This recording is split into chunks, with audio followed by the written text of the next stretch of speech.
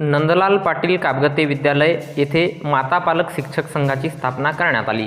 नंदलाल पाटील कापगते विद्यालय साकोली येथे माता पालक शिक्षक सभेचे आयोजन करून माता पालक शिक्षक संघाची नवीन कार्यकारिणी गठीत करण्यात आली।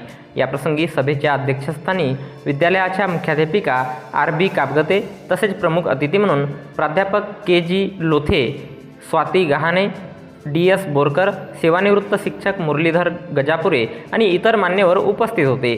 सभेच्या अध्यक्षा आणि प्रमुख अतिथी यांनी दीप प्रज्वलन करून विद्येची देवता सरस्वती माता यांच्या प्रतिमेचे पूजन करून माल्यार्पण केले।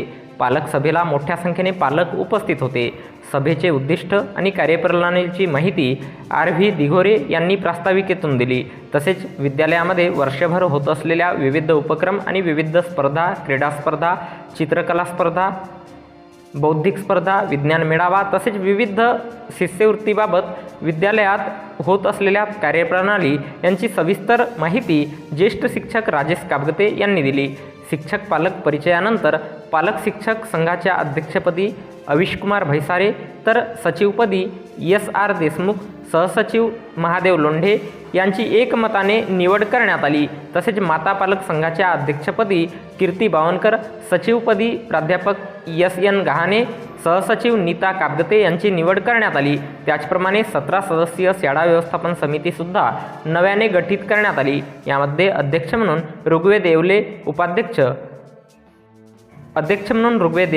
उपाध्यक्ष ज्योती राहंगडाले, सचिव आर.बी. कापगते, शिक्षणतज्ज्ञ मुरलीधर गजापुरे यांची निवड करण्यात आली।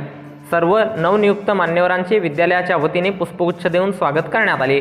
नवनियुक्त पदाधिकाऱ्यांनी आणि पालकांनी आपल्या मनोगतातून शाळेबद्दल आणि शिक्षकांबद्दल कृतज्ञता व्यक्त करून विद्यार्थ्यांच्या प्रगतीविषयी समाधान व्यक्त केले आणि उज्ज्वल भविष्यासाठी शुभेच्छा दिल्या।